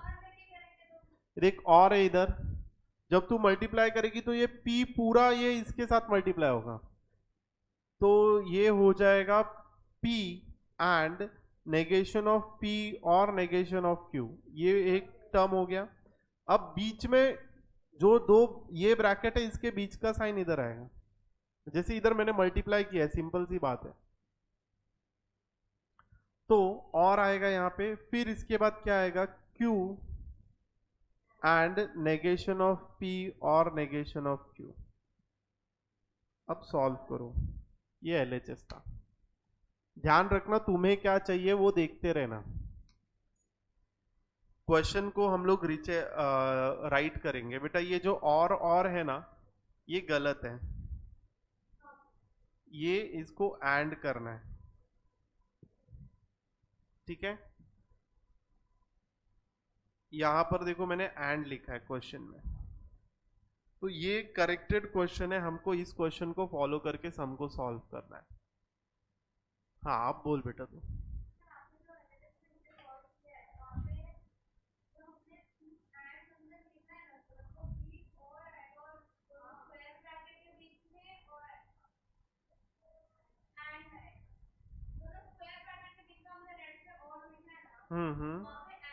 कैसे एंड आएगा? हाँ ये बोल रही है क्या तू? तो बेटा ये ऐसे होता है, देख मैंने यहाँ पे मल्टीप्लिकेशन बताया ना, a प्लस बी है इंटू a प्लस सी है, तो तू जब मल्टीप्लाई करेगी तो ये करेगी ना, a into A plus C plus ये वाला पार्ट आएगा b into A plus C, ऐसे आएगा बेटा। हाँ वो क्वेश्चन भी रॉन्ग था, यहाँ पे हमने और लगाया,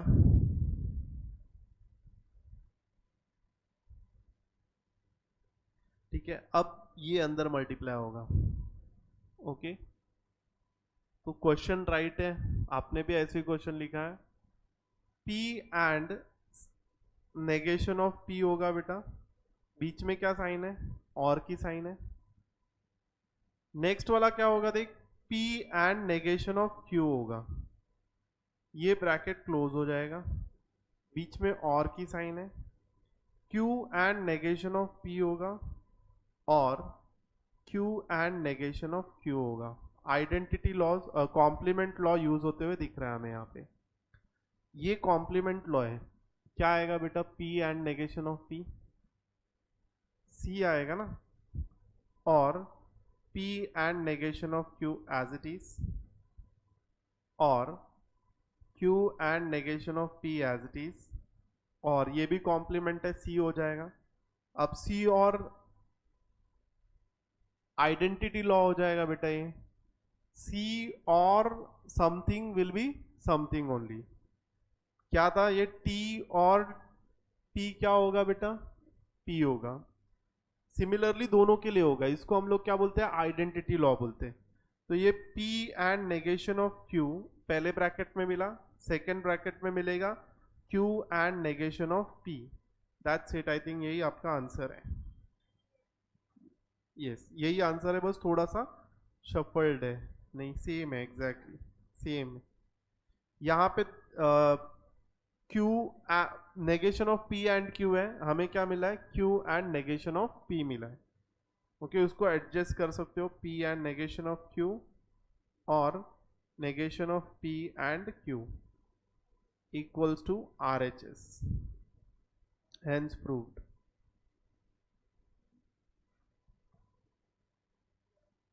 समझा क्या बेटा? ये भी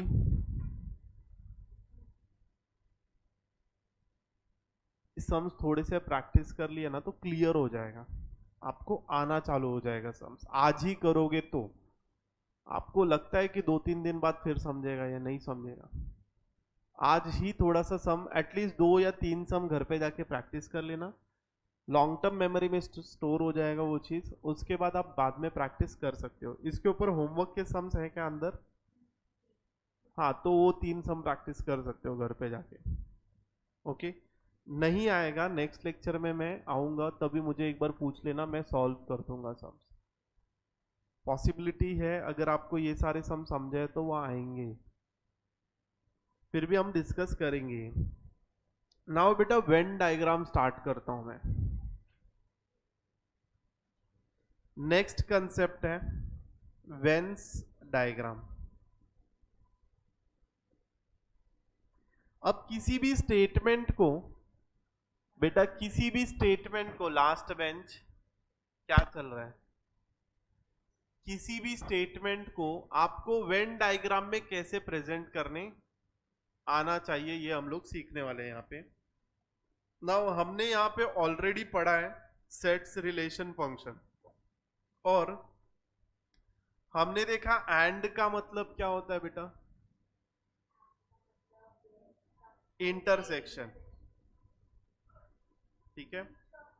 और का मतलब क्या होता है, यूनियन। देन इम्प्लीकेशन का मतलब क्या होता है, सबसेट, ठीक है। फिर डबल इम्प्लीकेशन का मतलब क्या होता है, इक्वल। पहला वाला दूसरे वाले स्टेटमेंट पे इम्प्लाइड है, दूसरा वाला फर्स्ट वाले स्टेटमेंट पे इम्प्लाइड है। और फिर उसके बाद नेगेशन का मतलब क्या होता है, कॉम्प्लीमेंट। नेगेशन मतलब कॉम्प्लीमेंट, ओके। तो ये सारी चीजें हम लोग एक बार फिर से देखेंगे, लेकिन ये डायग्राम के मेथड से देखेंगे यहाँ पे।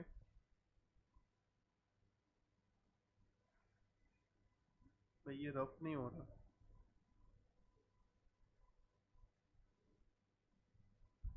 ठीक है।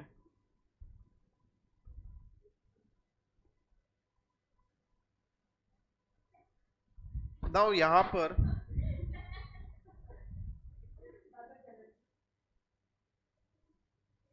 कुछ एग्जाम्पल्स ले लेते हैं।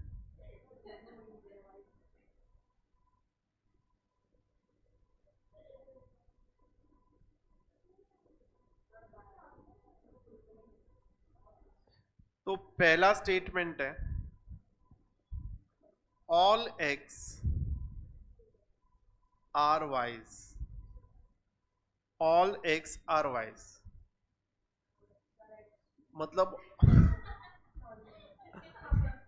All X are Ys. ये बेचारी बहुत पीड़ित है अपने एक्स से।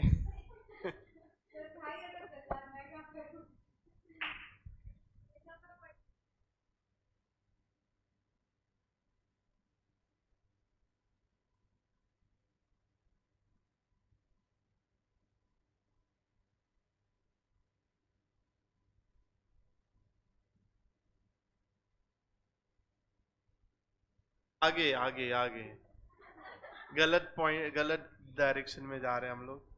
ऑल एक्स आर वाइज, तो एग्जाम्पल लेते हैं, इसका मतलब क्या होता है। इस पे दो पॉसिबिलिटीज होंगी, there are to possibilities.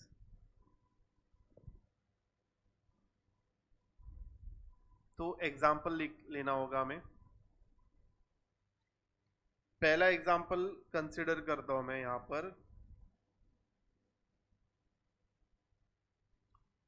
All jokers are funny, all jokers are funny, ठीक है। तो ये जो स्टेटमेंट है ना, ये कुछ ऐसा दिख रहा है हमें, ऑल एक्स आर वाइज जैसा, ठीक है। समझ, देखो ना, ऑल जोकर्स आर फनी मतलब ऑल एक्स आर वाइज, मैं यही रिलेट करने की कोशिश कर रहा हूं यहां पे। अब इसको सॉल्व कैसे करेंगे, वेन डायग्राम से। तो वेन डायग्राम में हमें करना पड़ता है, यहाँ पे कंसिडर करने पड़ते स्टेटमेंट। जैसे यू कंसिडर करेंगे हम लोग, the set of human beings, universal set लेते बेटा, ओके।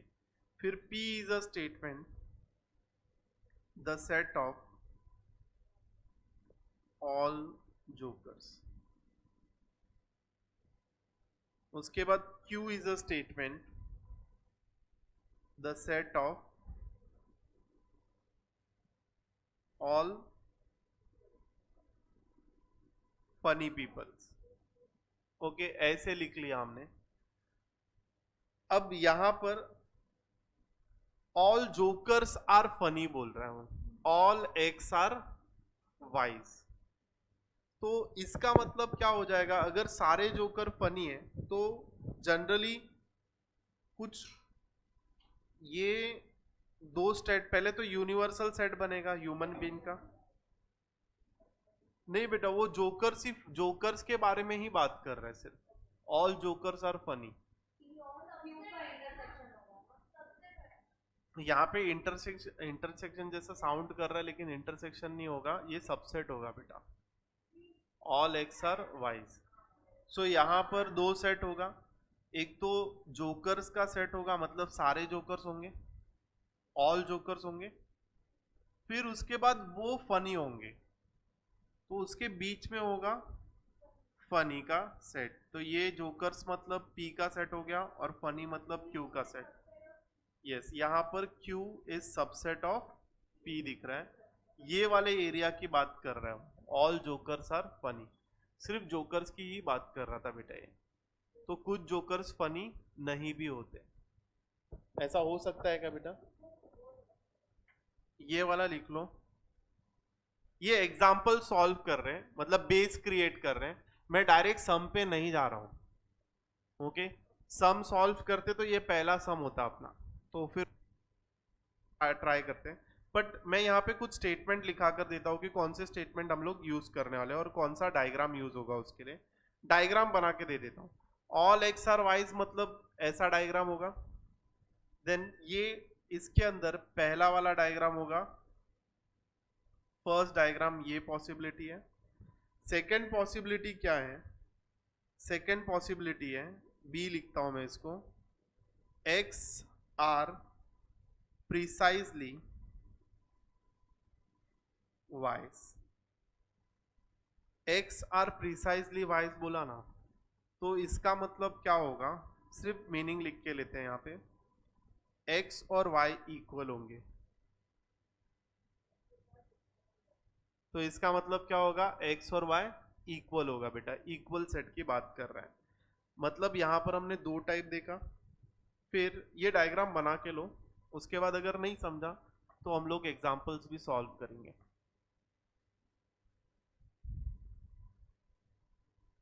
ओके, दो कंडीशंस होंगी बेटा, लिख के ले ले ये भी,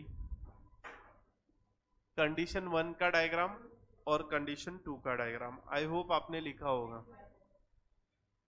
कंडीशन 1 का डायग्राम भी लिख के लो। कंडीशन 1 का डायग्राम कुछ ऐसा होगा,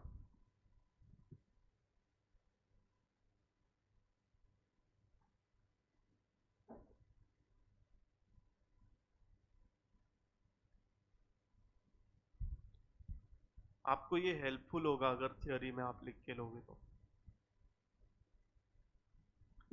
ये हो गया हमारा कंडीशन 1 और कंडीशन 2। सेकेंड पार्ट है इसमें,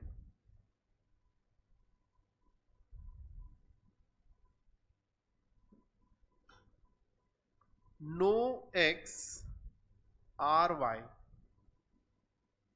नो एक्स आर वाइज मतलब क्या हो गया बेटा, यहां पे यहां पर आप लोगों को नो एक्स आर वाई बोला है, तो मतलब क्या होगा पता है, यहां पर एक्स और वाई के बारे में कोई रिलेशन। वेरी गुड बेटा, एक्सीलेंट। दो अलग अलग सेट बनेंगे, नो एक्स आर वाइज, तीन लोग होंगे, यूनिवर्सल सेट होगा, people in X people in Y होगा, ऐसा डायग्राम बनेगा। और यहां पर क्या होगा देख, एक्स इंटरसेक्शन वाई आपको नल सेट मिलेगा, एक्स इंटरसेक्शन वाई क्या मिलेगा आपको, नल सेट, मतलब दोनों में कुछ भी कॉमन नहीं है, ये इधर अपने को पता होना चाहिए डायग्राम के साथ।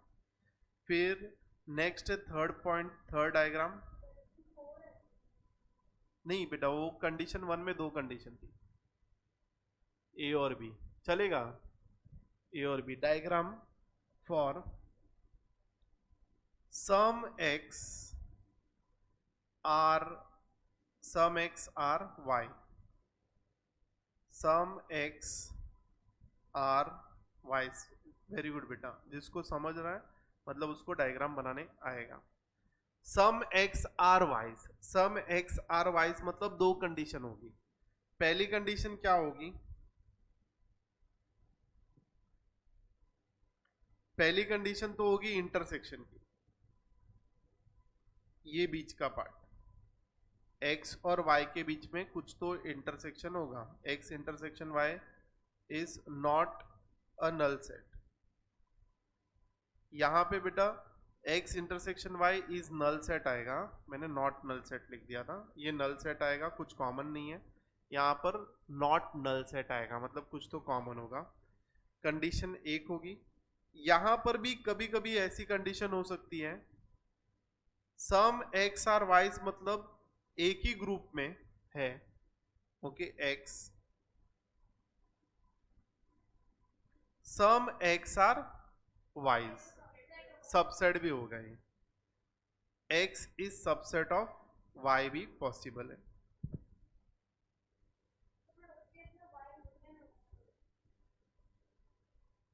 नहीं, इंटरसेक्शन होगा बेटा, यूनियन मतलब दोनों को कंबाइन कर।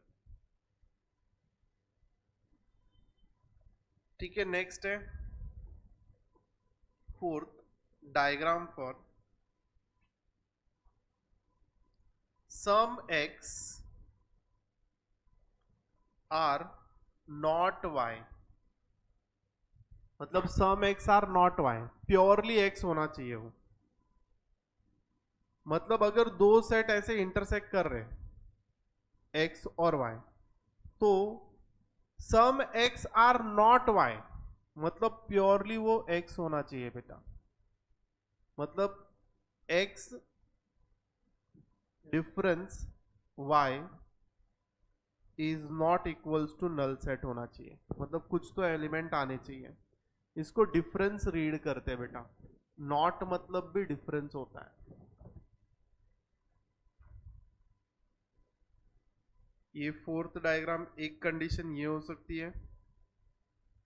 दूसरी कंडीशन इसके अंदर है सम एक्स आर नॉट वाई, मतलब हम अगर सबसेट होगा तो क्या होगा,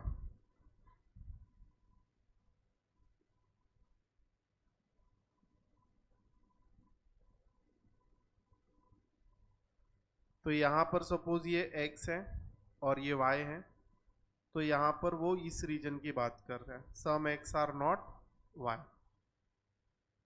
यहां पर x सबसेट ऑफ y हो सकता है। लेकिन ऐसे सिचुएशन में अगर वो प्योरली x की बात कर रहा है तो सबसेट के अंदर के टर्म की वो बात कर रहा है। ठीक है, ये डायग्राम है। इसके लिए स्टेटमेंट देखता हूं मैं, कुछ है क्या।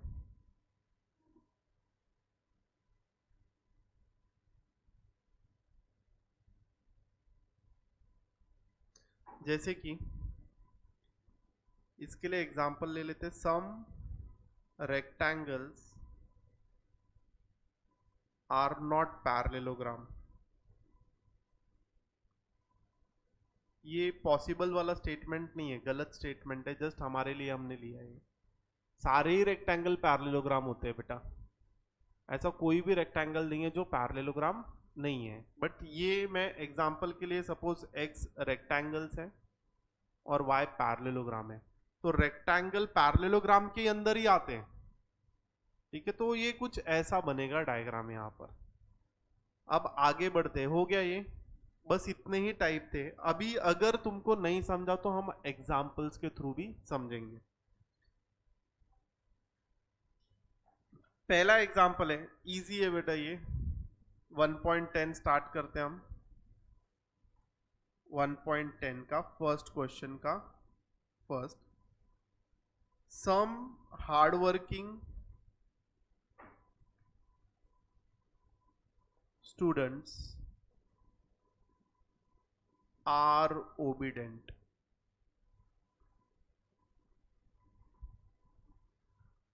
तो यहां पे दो सेट होगा, एक तो हार्डवर्किंग स्टूडेंट का और एक ओबीडेंट स्टूडेंट का। सम हार्डवर्किंग स्टूडेंट आर ओबीडेंट, मतलब दोनों का इंटरसेक्शन होना चाहिए, हार्ड वर्किंग भी होना चाहिए और ओबिडेंट भी होना चाहिए। तो यहां पर हमारा आंसर क्या होगा? यस, यहां पर हम क्या लिखेंगे? Let U be the set of all human beings. चलेगा, स्टूडेंट्स भी लिखोगे तो चलेगा। फिर उसके बाद H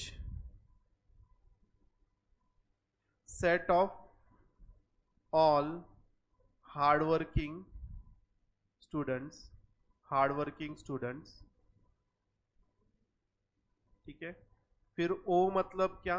set of all, set of all obedient student, obedient students, ठीक है बेटा। Some are X, some are X, are you relating it with brackets? Some are X रहेगा ना तो तेरा डायग्राम कुछ ऐसा बनेगा। ये है हार्डवर्किंग स्टूडेंट, ये है obedient student. Some hardworking student are obedient, तो दोनों कहां पर कंबाइन हो रहे? इधर, ठीक है। तो आपका यहां पर आंसर आएगा H intersection O is not equals to null set, मतलब कुछ तो उसमें है, ठीक है। ये तेरा आंसर है 10th एक्सरसाइज में, ऐसे ही सम से बेटा। सेकंड में नो सर्कल्स आर पॉलीगॉन, है ना, नो सर्कल्स आर पॉलीगॉन। तो पहला यूनिवर्सल सेट में क्या आएगा? Geometrical shape, set of all geometrical shape.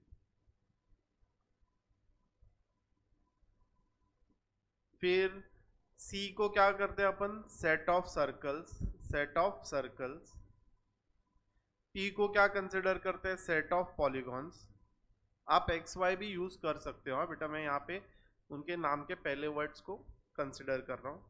अब बेटा दोनों में कुछ कॉमन ही नहीं है ना? यस, तो ये सर्कल का सेट है, ये पॉलीगॉन का सेट है, ये ज्योमेट्रिकल शेप का जी से मैं डिनोट कर देता हूं। आप यू से, मैंने यू से किया है यहाँ पे, तो यू ही लेते हैं हम, यू, यहाँ पर भी यू ले लेते हैं। तो ये हो गया आपका डायग्राम। यहाँ पे अपने को क्या पता चल रहा है बेटा? C intersection P is equals to null set, मतलब इसमें कोई कॉमन है ही नहीं, दोनों इक्वल है ना। P implies Q, Q implies P हो रहा है, तो उसका मतलब इक्वल हो गया, एक ही सर्कल बनेगा। गुड बेटा। थर्ड का देखते हैं हम लोग। All teachers are scholars and scholars are teachers. तो देखना बेटा यहां पर क्लियरली डबल इंप्लीकेशन स्टेटमेंट दिख रहा है। टीचर्स को स्कॉलर पे इंप्लाई किया जा रहा है, स्कॉलर्स को टीचर्स पे इंप्लाई किया जा रहा है, बीच में एंड का सिंबल है। तो ऐसे सिचुएशन में हम क्या करेंगे? इक्वल, मतलब देख यहां पे सेम बनेगा सर्कल, ये होगा टीचर्स का set will be equal to scholar का सेट, और ये यूनिवर्सल सेट मतलब ह्यूमन बींग्स का सेट। तो तेरा आंसर आएगा T is equals to S। मैं सीधा आंसर लिख दिया बेटा, डायग्राम के डायग्राम ही बनाया मैंने सीधा। ओके, वहां पे हमने ऐसा नहीं लिखा करके U is equals to set of all human being, T equals to set of teachers, S equals to set of scholars, उसको मैंने नहीं लिखा, सीधा आंसर लिख दिया हमने यहाँ पे। हो गया ये। नेक्स्ट क्वेश्चन करे बेटा।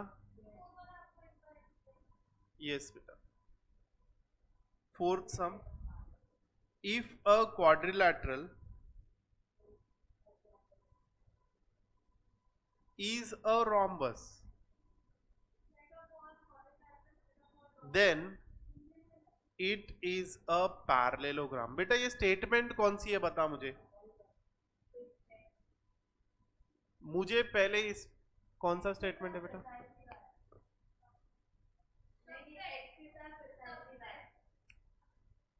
कौन मुझे बताएगा कौन सी स्टेटमेंट है बेटा? इफ देन क्या होता है?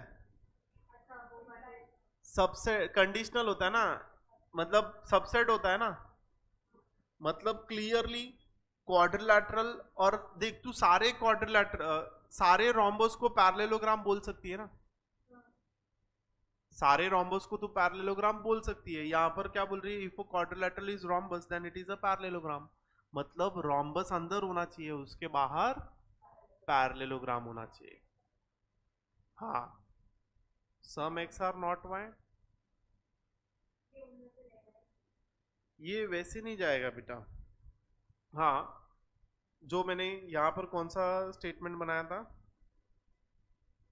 सम रेक्टेंगल्स आर नॉट पैरेललोग्राम, ये नॉट वाला था। यहां पर क्या है, then it is same statement हो जाएगा बेटा। यस, आंसर में क्या लिखोगे देखो, वो क्लियरली हमें ये रोम्बस है, ठीक है। अब रोम्बस किसका सबसेट है, पैरेललोग्राम का, लेकिन वो किसकी बात कर रहा है, ये ज्योमेट्रिकल शेप है बेटा, ये पैरेललोग्राम बाहर है। यहां पर आपका डायग्राम कुछ ऐसा हो जाएगा, ठीक है, ये आपका डायग्राम होगा।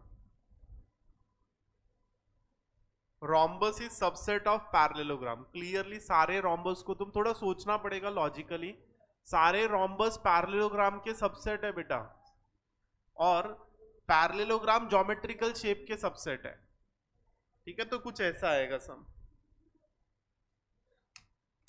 ओके, यहां पर हम लोग इसको स्टॉप करते हैं लेक्चर को। नेक्स्ट लेक्चर में सिर्फ कुछ सम सॉल्व करने हैं, ओके।